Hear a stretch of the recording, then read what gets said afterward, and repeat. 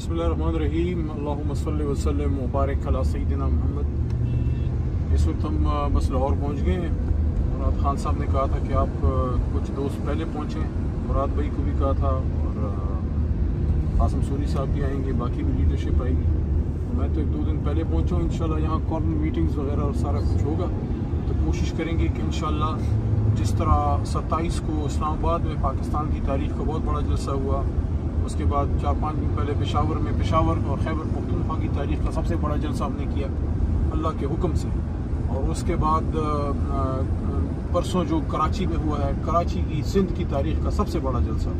इंशाल्लाह ये जो जलसा 21 को खान साहब कर रहे हैं, ये लाहौरियों के, पंजाब के और पूरे पाकिस्तान के जो दोस्त हैं उनके सबके ताउन से हम इंशाल्लाह अपना ही रिकॉर्ड अल्लाह के करम से इंशाल्लाह तोड़ेंगे, जो 30 अक्टूबर 2011 का जो रिकॉर्ड था।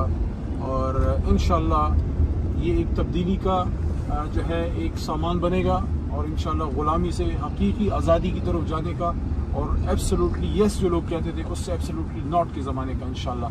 तो पाकिस्तान जिंदाबाद, इमरान खान पाइंदाबाद, वी आर इन लाहौर और इंशाल्लाह अज़ीज़ कामयाबी हमारे कदम चुमेगी।